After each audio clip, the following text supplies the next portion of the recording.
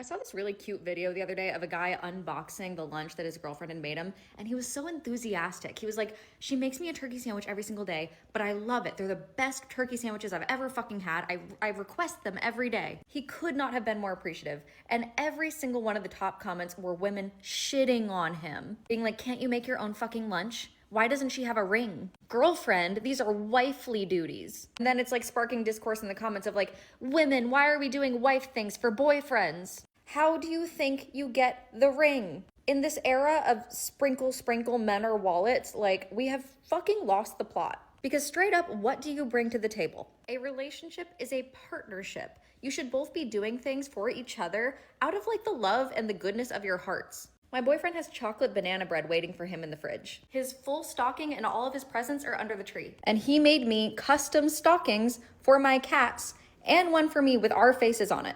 And a handful of custom ornaments. If you refuse to do anything nice for your partner because you don't have a ring on your finger, you're not gonna get a ring on your finger. Here's another example of why women are the fucking problem sometimes. So women are like, when we go to the gym, the men stare at us. The men stare at us. We don't want you to stare at us.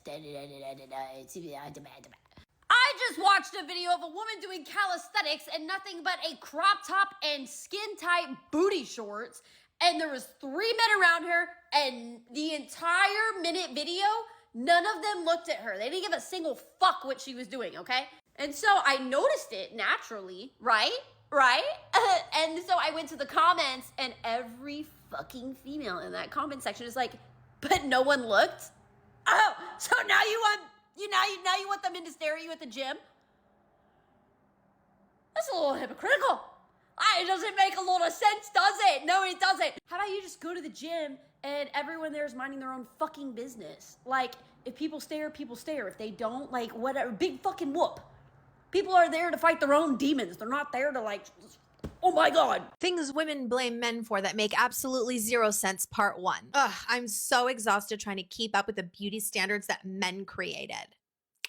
Yeah, except men never actually ask for any of that. Gentlemen, please correct me if I'm wrong, but I don't think that you give a slight fuck about Botox and fillers and fake cheekbones and fake lips and fake tits and a fake ass. I really don't think that that's what you care about. And women, if you're so exhausted trying to keep up with these beauty standards that said men have put into place for us, then stop. Take your power back. Let your wrinkles live, man. Let them live. Absolutely no one but yourself is forcing you to get these BBLs and these fake tits and these fucking balloon lips. I mean, it's just crazy. No one's forcing you to do that. So if you're exhausted doing it, join me and my 44-year-old ass and just stop.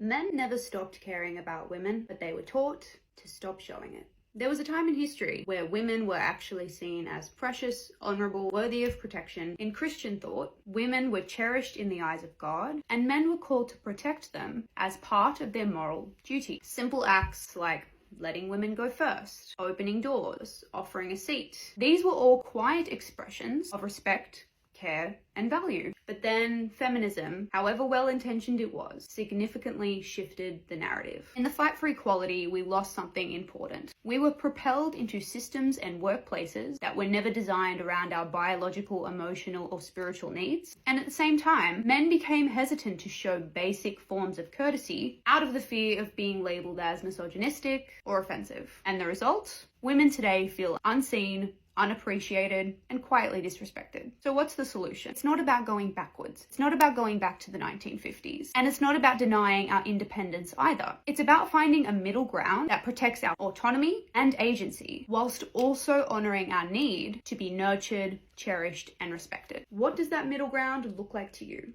She is absolutely dismantling the wifely duties gatekeepers who have completely lost the plot. She's watching a man show genuine high-level appreciation for a simple turkey sandwich, only to see a mob of miserable women in the comments demanding to see a deed to the house before he gets a snack. She is highlighting the absolute brain rot of the sprinkle era, where women are being coached to act like cold-blooded service providers instead of wives.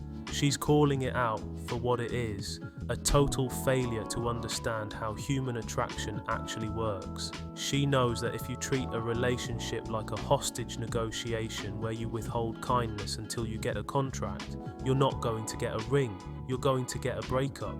The value she's adding is the reminder that men don't marry potential or a negotiator. They marry the woman who makes their life better, not more complicated. Of course! She's pointing out that women will wear a look at me outfit, crop tops and skin tight shorts, then act like a victim if a man actually glances their way. But the second men actually mind their own business and focus on their own workout. The comment section turns into a support group for the unseen. She is exposing the fact that for many, the gym isn't about the workout, it's about the external validation. They want the power to complain about the gaze, but they're terrified of the silence when that gaze is finally withdrawn. It's pure hypocrisy. They want the attention to be optional, but they can't handle it being absent. The value she's adding here is the reminder that men are finally choosing their peace over the drama. If everyone is there to work out, then work out. But she's showing us that once the staring stops, the complaining just finds a new reason to exist because the ego can't survive without being noticed. It's so useless! She is absolutely eviscerating the biggest cope in the modern dating market. The idea that men are the ones demanding women look like plastic mannequins. She's pointing out that while women claim to be exhausted by these standards, most men are actually repulsed by the filler, the Botox and the balloon lips that make everyone look like the same filtered NPC.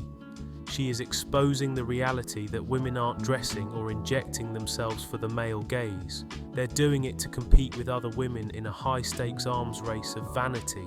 Men didn't create a standard that requires a BBL and fake cheekbones to be attractive. Men generally just want a woman who is healthy, fit, and actually looks like a human being. She's telling women to realise that the oppressive beauty standard is a prison they built for themselves. That if they're tired of the race, they should just step off the track because the men they're trying to impress never asked for the Olympics in the first place. Poor, deluded females. They're lost! She is absolutely hitting the nail on the head regarding the modern woman's paradox. She's realising that in the frantic rush to tear down every traditional wall, women accidentally demolish the pedestal they were standing on. She points out that women were once viewed as precious and worthy of protection, but then feminism traded that organic respect for a seat in a cubicle that doesn't care about their biology or spirit. By demanding to be treated exactly like men, women were effectively promoted to the status of a competitor rather than a girlfriend to be cherished. You can't have the perks of being a protected class while simultaneously demanding to be an identical one. They're utterly fooled. Real men of genius.